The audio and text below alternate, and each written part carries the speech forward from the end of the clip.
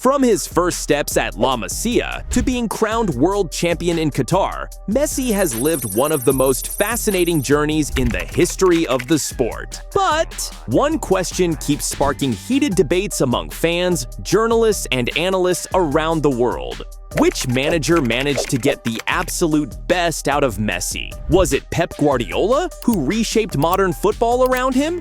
Was it Luis Enrique, who led one of the most lethal front trios ever? Was it Lionel Scaloni, who brought Messi back to life with the national team and led him to the one trophy that was missing? Each of them had a different version of him in their hands. In age, in style, in mentality. But only one, maybe, saw Messi in his purest state. Frank Rijkaard, the birth of the professional, before any tactical revolution, before the awards, the records, and worldwide idolatry, it all began with a simple gesture. A manager who looked at a 17-year-old kid and said, "Get in and play." It was the 16th of October 2004. In the derby against Espanyol, Frank Rijkaard decided to bring on a young Argentine, number 30, slight, shy, who looked more like a lucky fan than a professional footballer. But a few touches were enough to realize that kid saw the game differently. At that moment, Messi was making his senior debut, but nobody there knew that football as we knew it was about to change. Rijkaard, experienced and observant, didn't rush. He eased Messi into the first-team dressing room, gave him managed minutes, put him on the right side where he felt most comfortable, while Ronaldinho, Deco, and Eto'o dominated the headlines. Messi gained confidence, rhythm, and maturity. Away from the spotlight, but growing with every training session. And then came the first magical moment. 1st May 2005. Against Albacete, Ronaldinho lifts a little dink over the defense. Messi controls it and, with a veteran's calm, lobs it over the keeper. Goal. His first in a Barcelona shirt. And it wasn't just any goal. It was the start of a new era. That moment became a symbol because it wasn't luck, nor a fluke. It was the beginning of something the world didn't understand yet, but would never ignore again. Rijkaard didn't try to mold Messi inside a rigid system. He understood Messi needed space, time, and freedom. Barcelona already had a strong attacking base, a well-oiled 4-3-3, and creative players all over the pitch. He didn't need to force a path, just clear the ground so Messi could draw it himself. When Pep Guardiola took charge of Barcelona in 2008, Lionel Messi was no longer a prospect. He was already central to the squad, a clear talent still waiting for the ideal structure to reach his peak. Pep didn't just recognize that potential. He built an environment to make it inevitable. Guardiola's first major decision was to reposition Messi by taking him off the right flank where he was already causing havoc and placing him in the middle of the attack. The coach didn't just change the geography of the pitch, he changed the logic of the game. There, at the team's heart, Messi stopped being an imbalance point out wide and became the axis around which the entire game revolved. This change wasn't theoretical, nor gradual. It took shape on a symbolic night at the Santiago Bernabeu, when Guardiola, against all expectations, started Messi as a false nine. The result was devastating. Barcelona beat Real Madrid 6-2 in one of the greatest clásicos of recent times. But what happened there was more than a thrashing. It was the debut of a new way of thinking about football. Messi began drifting between the lines, drawing markers, opening spaces, linking midfield to attack, creating overloads, and finishing with a number 9 coldness, but with a number 10's vision. From that moment, Barcelona stopped being just an attacking side and became a choreographed machine built around Messi. The tempo of matches started to be dictated by his touch, his movement, his reading of the game. The whole team reorganized around his timing,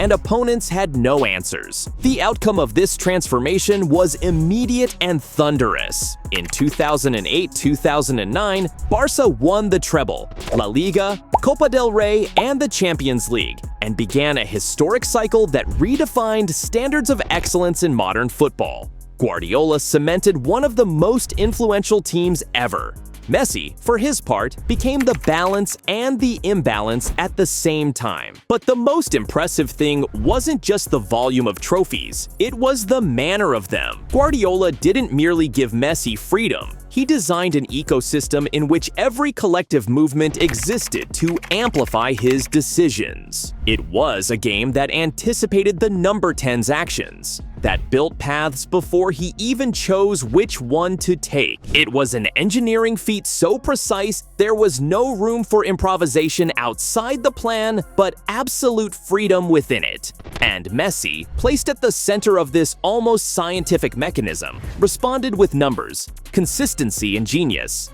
That period marked a turning point not only in Messi's career, but in the very idea of what an attacking player could be. The blend of talent and method raised his football to a level where brilliance stopped being occasional and became routine. When Luis Enrique took over Barcelona in 2014, he inherited a complete Messi, physically, technically, and mentally. But above all, a hungry one. And instead of trying to further refine a system around him, as Guardiola had done, Enrique chose to open up the pitch. Not to trap the genius in a tactical maze, but to offer avenues. Under him, Barcelona kept the 4-3-3 on paper, but the team's pulse changed radically. The idea was no longer to control matches through possession, suffocate opponents with short passes, or dominate spaces with patience. The new approach was direct, aggressive, lethal.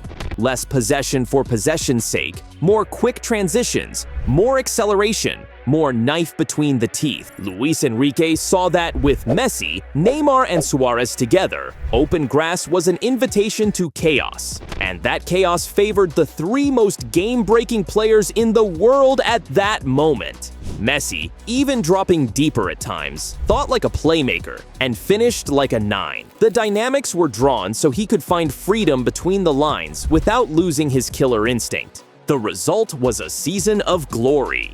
Barcelona won La Liga, the Copa del Rey, and the Champions League, the second treble of the Messi era, but with a different flavor. If before he was the center of gravity, in Guardiola's endless pass and move, now he was the maestro of a faster, more vertical orchestra that settled games with fatal bursts. The scene that sums it up is the Champions League final against Juventus in Berlin. Messi picks it up in midfield, accelerates, drives inside, and hits it hard. Buffon parries. Suarez puts in the rebound.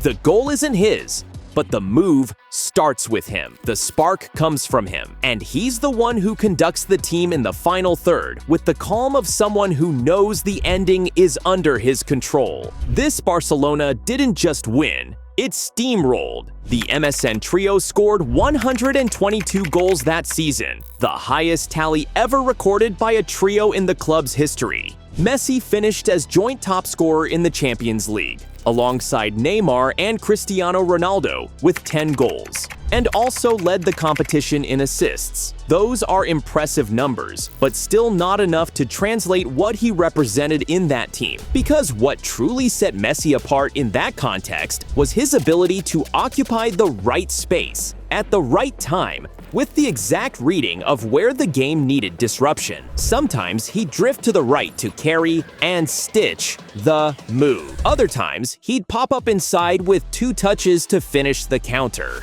And in the big games, it took on masterpiece contours. Against Bayern Munich in the Champions League semi-final, he scored the goal that became the symbol of that campaign. He received it in the final third, brought Boateng into a one-on-one, unbalanced the defender with a sharp cut and chipped Neuer as if he wasn't feeling the weight of the moment, but controlling it. If this season had to be summed up in a single sentence, it might be this. Luis Enrique built the platform and said, "Run." The team ran. Messi thought and struck, and Barcelona 2014-2015 became an uncomfortable memory for any defender who ended up a pass or a dribble away. Among the many phases of Lionel Messi's career, few spark as much debate as the one under Lionel Scaloni. And the big question is, was that where we saw the best version of Messi? After years of expecting him to be everything at once, genius, savior, captain, and answer, Scaloni didn't try to squeeze more out of Messi. He did the opposite. He took away the excess. Instead of overloading him, he reduced the scope and increased the impact. Scaloni understood that, at that stage of his career, Messi needed clarity, not pressure. So he built a simple but surgical plan, organized the team around him without making the team hostage to him. Argentina began switching systems: 4-3-3, 4-4-2, 4-4-1-1, always with a hard-working, intense midfield willing to run for him. Messi stopped doing what he no longer needed to prove: tracking back, chasing full-backs, carrying the ball from the center circle. Scaloni removed the needless effort and reconnected Messi with the zone where he'd always been most decisive: the final pass, the precise shot,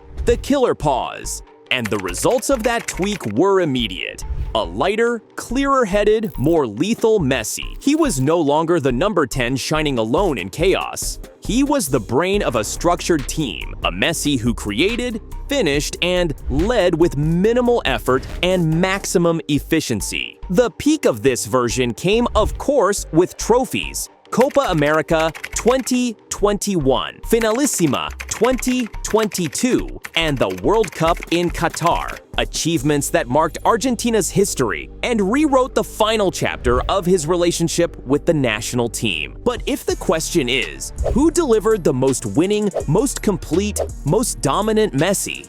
The answer lies in the balance between freedom and structure, maturity and explosiveness, control and instinct. It was with Luis Enrique that Messi reached that point of convergence: the right age, the right team, the right manager. It was his most brutal season in titles and attacking performance. There, he didn't need to prove anything else. Just do what he's always done best: think, decide, and win. That season, Messi wasn't just brilliant, he was unbeatable. Now I want to hear from you. Which manager delivered the scariest Messi? Drop it in the comments. Let's debate.